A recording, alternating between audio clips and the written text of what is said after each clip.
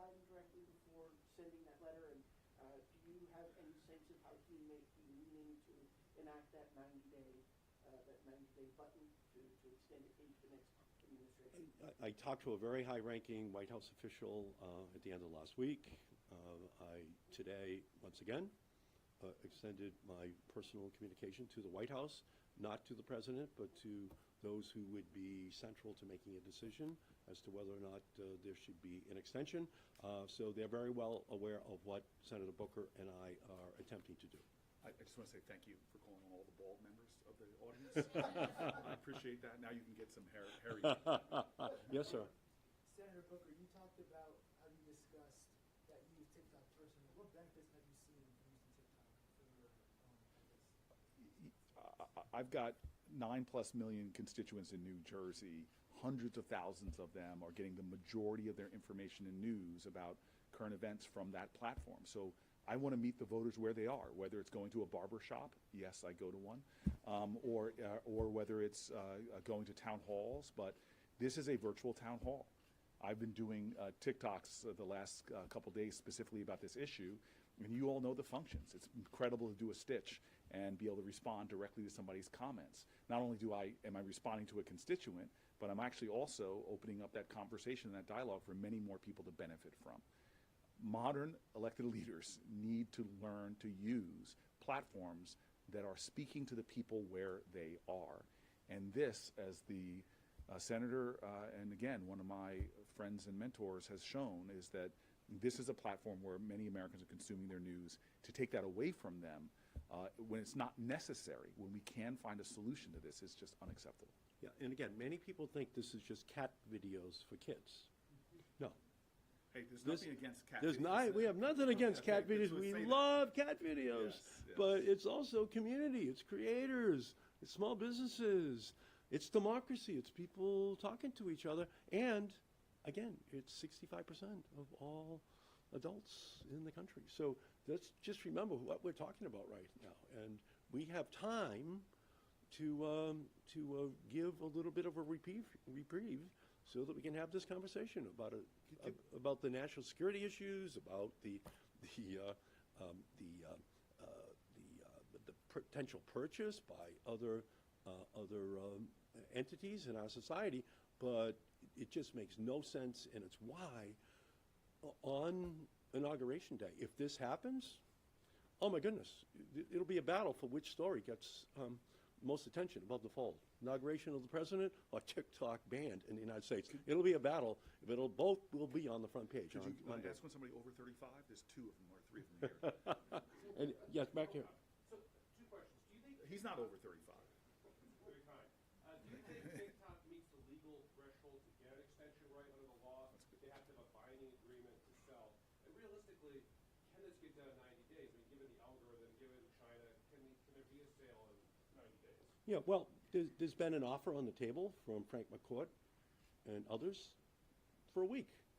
But there needs to be some time in order to negotiate with him or with others, right? But obviously, I don't think there was ever an anticipation of a bill passing and being signed in April of 2024 and having the entire appeals process go right up to 3 days before the inauguration of another president and the deadline for TikTok going dark. So the bottom line here is we still don't have a decision from the Supreme Court on the constitutionality of what the Congress and the president did last April. We don't have an answer to the constitutionality. And by the way, TikTok has a right to go to the courts to get a determination as to whether or not it's constitutional. Senator, it's hard for you to go to your right, but maybe you should.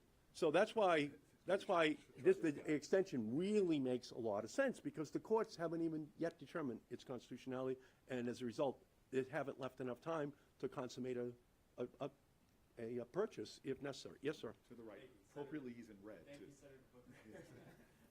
In light of the looming ban, we've seen a lot of users this week go to some other apps, including Chinese-owned apps Right. like RedNote.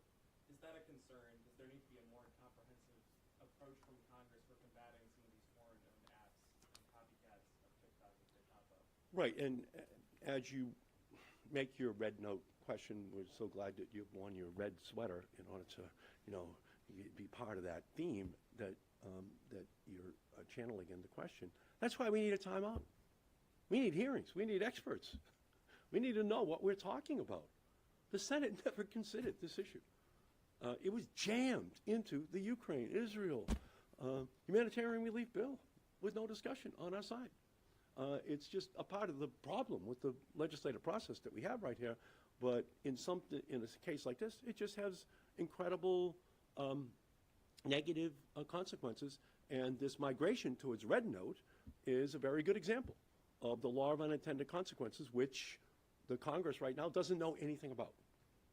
There are more people on TikTok that understand it than members of the House and Senate, this migration to red note right now. No one even knows what that word means in the Senate, okay, to be honest with you. It's sad but true, and that's why we need real experts to come in and to testify, Congressional experts kind of an oxymoron, like Salt Lake City nightlife or jumbo shrimp, you know what I mean? We need real experts to come in and to tell us what we should be doing on any particular issue. Yeah.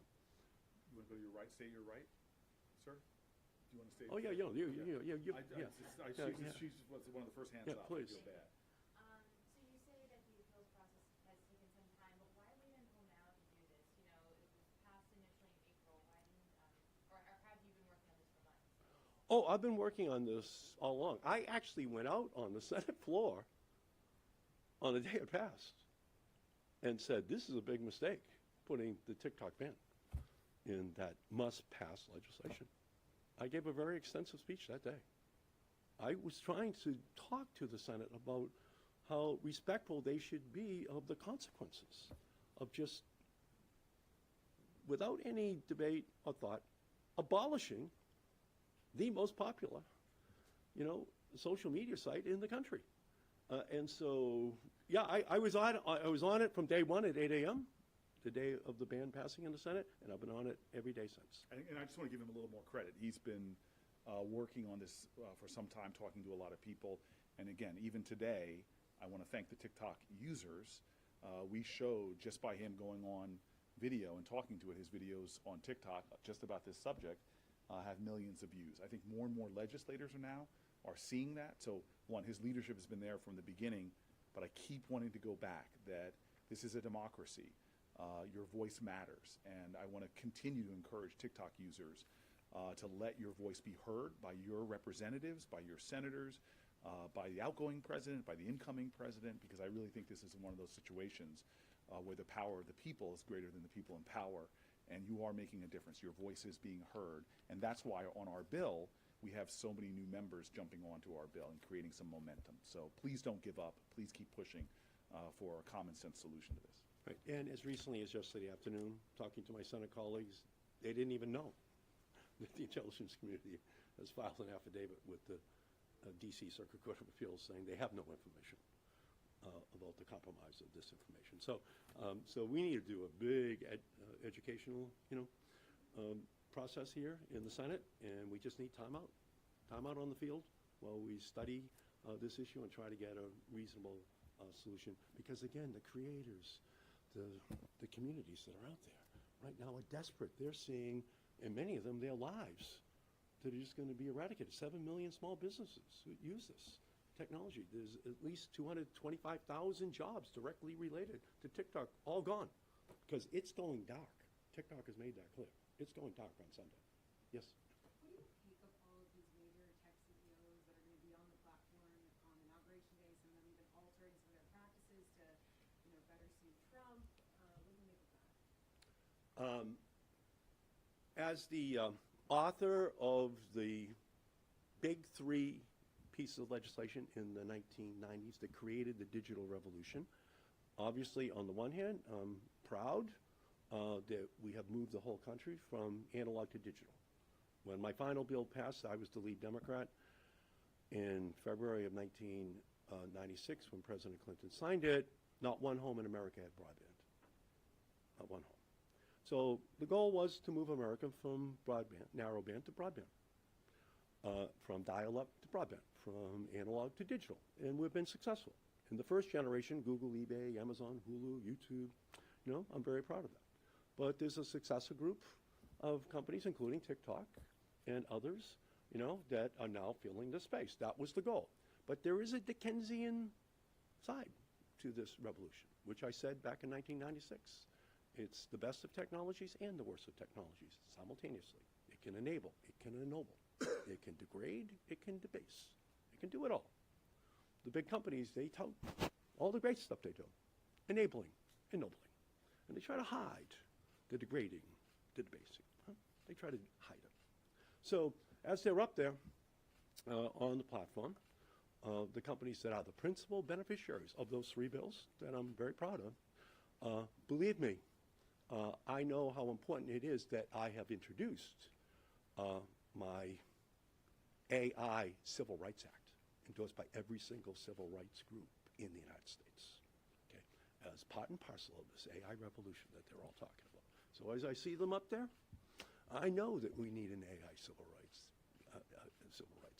In the same way I know we need a teenage privacy Bill of Rights. In the same way I know that we need to keep, as the 1996 Act did, my law did, that $80 billion has been spent making sure that computers on poor kids' desks in schools and inner cities all across the country have access to these technologies. So I see them up there, and I'm afraid that they want. I'm afraid they want to walk away from their responsibilities, okay, from their job to make sure that we deal with the sinister side of cyberspace. And so that's, for me, almost a gift that they're going to put themselves up there. Because that will allow us to talk about all the other things that we should be asking from them. I'm sorry, Corey. But first of all, you could have kept going. You could have gone from Yeah, I got it. Flintstones to the Jetsons. I've got. I mean, you had a lot of things there, from I'm disco sorry, to Taylor Swift. Yeah. You could have gone. You got to get your rap there. Yeah, A little bit better. yeah. We got one last question. Yeah, that was, by the way, when only birds tweeted. Yeah, that's When that good. bill That's a passed, good one. that was That's a nothing. good Was that's We're how here all long week, ago. by the That's way. how Yes, long ago yeah. it was. Yeah. Okay, good. I'm And you know sorry. what? I just want to say, like, when I went to write my book, I was blown away that you have one of the greatest records when it comes to this space, Thank you. going back not years, but a couple decades. Thank you. More than that, sorry. Thank you. Okay, sorry. Last question. It's got to be Okay, really good. good. I mean, this is a moment. Answer the inauguration question, though? What's that? Can you answer the question about the text? No, he's the center of this show. Come on. Yeah, Go ahead. Yeah, good. Have any of your Republican colleagues come out in support of your bill, and will you continue to push for legislative solutions if TikTok does get that? Yes, 48 of our Republican colleagues have signed on to, oh, I'm sorry. Weren't we talking about misinformation? No. We have not gotten one Republican co-signer at this point. As he said, he called for unanimous consent vote, and Republicans were the ones that, not Democrats, but Republicans were the ones that came forward. However, I am very hopeful, because of what Donald Trump has been saying, that you are going to see a switch with a lot of Republicans who will perhaps be influenced by the president's own views and the president's strongly expressed opinions on the matter. So there is a bipartisan way forward. We're hearing the incoming president, and we're hearing a lot of Democrats joining the leadership of Senator Markey. And I didn't mean to I did not mean to be flip with you. The truth of the matter is, I have larger concerns. I have nothing to do with the subject about the way money is flowing into the inauguration committees. This is not simply to Donald Trump. We have a real problem with the way money is raised in politics, the way money corrupts politics, and the way that we raise money for an inauguration, which is so many corporate interests are giving a lot of money. I don't think that's healthy and good for our democracy, but that's really not germane to this issue. But we have a problem in America with too much money in politics. And again, I've been reading about this guy to my left talking about this issue. I'm a few months younger than him, but he's been talking about this issue for quite some time. So, just to finish up and to follow. The goal of those laws were to break up all the monopolies. So that's what my bills did. Broke up the cable monopoly, broke up the local telephone monopoly, broke up the wireless monopolies. I broke them all up so that we could unleash a new generation of techies that could move into the space and reinvent the way in which we communicate here and around the world. And the principal beneficiaries of those laws are now going to be sitting up at President Trump's inaugural. And unfortunately, for too many of them, they're channeling the very same instincts that those monopolies that we broke up in the 1990s had, to to control the market, to not listen to the public, to not, in fact, be responsive to the totality of all of the values which we have in our society. So, again, Senator Booker is just such a great leader. We're going to continue on this. It is essential that TikTok be alive at midnight on Sunday night. And we're going to continue to work to build the movement to make that possible because we need time. Time will solve this problem. But without time, unfortunately, for millions of Americans, they're going to lose TikTok on Sunday. And we're going to work to make Can we sure do that something that's doesn't never happen. been done? Yeah, let's do it. We just finished a press conference with all those people. How did it go?